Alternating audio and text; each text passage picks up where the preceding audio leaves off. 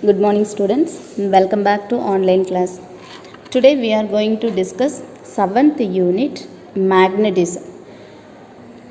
At the end of the lesson, the students should be able to define a magnet, show that a magnet has two poles, state the properties of a magnet, observe the magnetic field pattern, state and describe some applications of magnets in their everyday life. What is a magnet? Have you ever seen a magnet before? Yes. Do you know that a magnet has two poles? North pole and south pole. What is a pole? The end of the magnet. Now let us define a magnet. Magnets are objects of stone, metal or other material which have the property of attracting metals like iron, cobalt and nickel. The attracting property of a magnet is called magnetism. It's called magnetism. And it is either natural or induced. The branch of physics which deals with the property of a magnet is also called magnetism. So, a magnet is a solid which attracts magnetic materials or objects and points north-south direction when suspended. A magnet is a material that produces magnetic field. Now, let us discuss classification of magnets. Magnets are classified into two types. They are natural magnets and artificial magnets. Artificial magnets.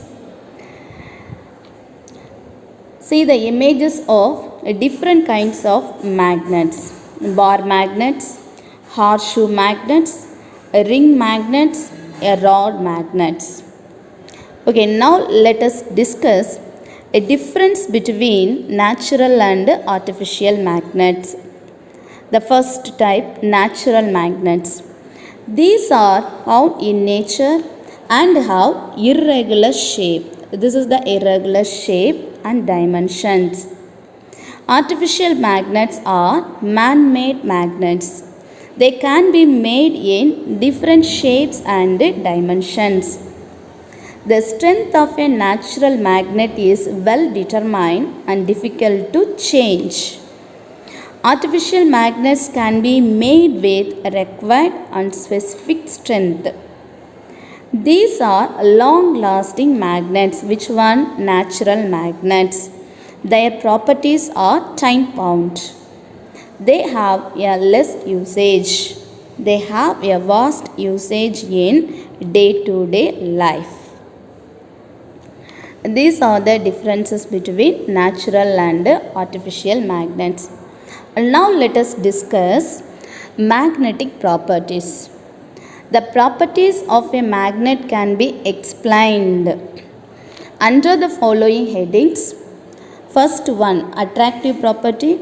Second one, directive property. And third one is a reflective property. What are the properties of magnetic materials? Attractive property, directive property and a reflective property.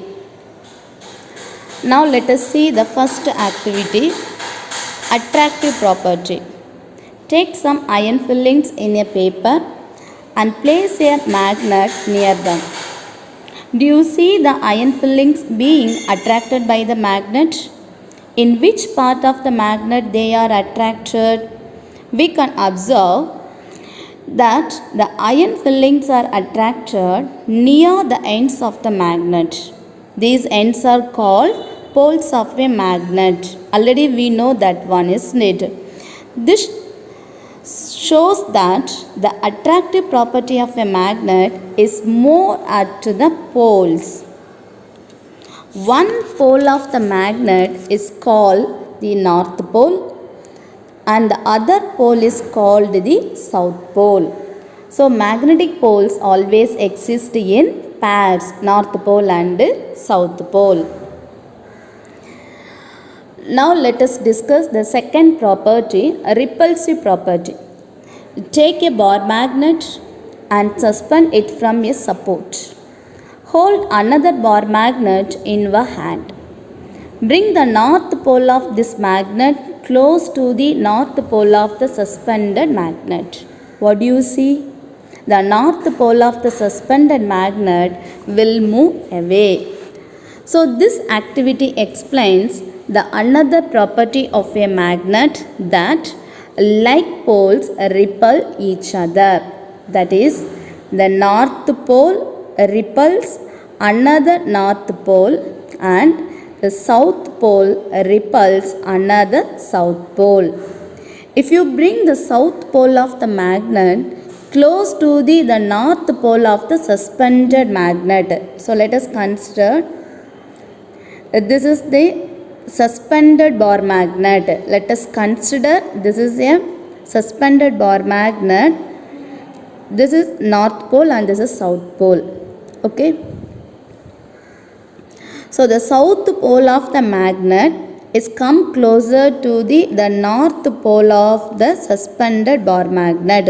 So let us consider this is south pole of the bar magnet. It is immediately attracted, isn't it? Thus we can conclude that unlike poles of a magnet attract each other, that is north pole and the south pole of a magnet attract each other. So like poles repel to each other and unlike poles attract to each other. Now let us discuss third property, directive property. Suspend a bar magnet from a rigid support using a thread. Ensure that there are no magnetic substances placed near it. Gently disturb the suspended magnet. Wait for a moment. Let it oscillate. In a short time, it will come to rest. You can see that the north pole of the magnet is directed towards the geographic north. Repeat the procedure a number of times.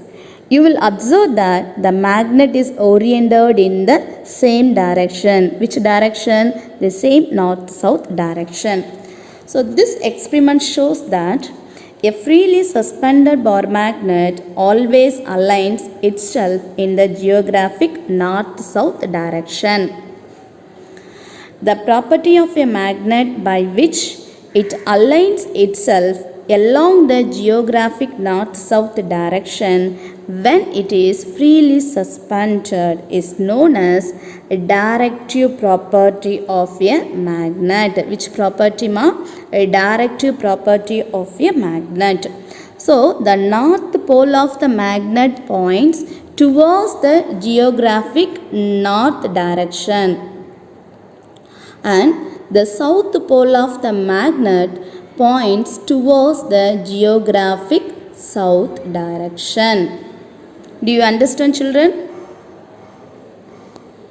Thank you.